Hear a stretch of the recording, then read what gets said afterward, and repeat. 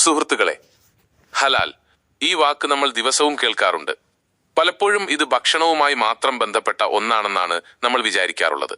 എന്നാൽ ഹലാൽ എന്നത് വെറുമൊരു വിശ്വാസത്തിനപ്പുറം കൃത്യമായ ശാസ്ത്രീയ അടിത്തറയുള്ള ആരോഗ്യകരമായ ഒരു ജീവിത രീതിയാണെന്ന് നിങ്ങൾക്കറിയാമോ?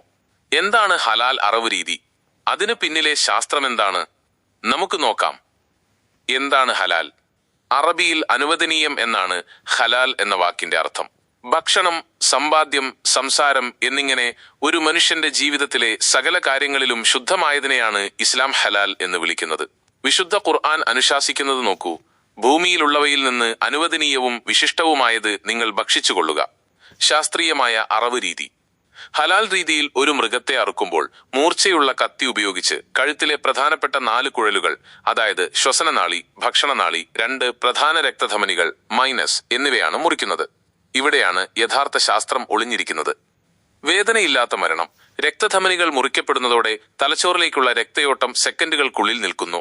ഇതോടെ മൃഗം പെട്ടെന്ന് തന്നെ അബോധാവസ്ഥയിലാവുകയും വേദന അറിയാത്ത ഒരു ഡീപ് സ്ലീപ്പ് അവസ്ഥയിലേക്ക് മാറുകയും ചെയ്യുന്നു.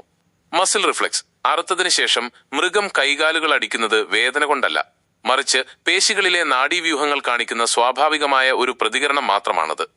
ഹലാൽ മാംസം എന്തുകൊണ്ട് കൂടുതൽ ആരോഗ്യകരം? രക്തത്തിന്റെ ശുദ്ധീകരണം. ഹൃദയമിടിപ്പ് നിൽക്കുന്നതിന് മുൻപ് രക്തം പൂർണ്ണമായും ശരീരത്തിൽ നിന്ന് പുറത്തു പോകുന്നു. ബാക്ടീരിയകൾ വളരാൻ ഏറ്റവും സാധ്യതയുള്ള ഒന്നാണ് രക്തം. അത് പൂർണ്ണമായും നീക്കം ചെയ്യപ്പെടുന്നതോടെ മാംസം കൂടുതൽ കാലം ഫ്രഷായി നിലനിൽക്കുന്നു. ഹോർമോൺ മാറ്റങ്ങൾ. മൃഗത്തെ ഭയപ്പെടുത്താതെയും വേദനിപ്പിക്കാതെയും അറുക്കുന്നത് വഴി ശരീരത്തിൽ സ്ട്രെസ് ഹോർമോണുകൾ അഥവാ അഡ്രിനാലിൻ കലരുന്നത് ഒഴിവാക്കാം. ഇത് മാംസത്തിന് മികച്ച രുചിയും മൃദുത്വവും നൽകുന്നു.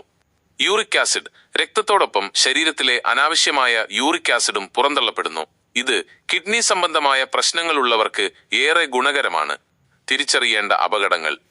അതേസമയം ശ്വാസം മുട്ടിച്ചോ അടിച്ചോ കൊല്ലുന്ന മൃഗങ്ങളുടെ ശരീരത്തിൽ രക്തം തങ്ങി നിൽക്കുന്നു. ഇത് വിഷാംശങ്ങൾ വർദ്ധിക്കാനും വേഗത്തിൽ രോഗാണുക്കൾ വളരാനും കാരണമാകും. ഇത്തരം മാംസം ശാരീരികമായ അസുഖങ്ങൾക്കും വിശ്വാസപരമായ ആത്മീയ തകർച്ചയ്ക്കും കാരണമാകുമെന്ന് ഇസ്ലാം നമ്മെ ഓർമ്മിപ്പിക്കുന്നു.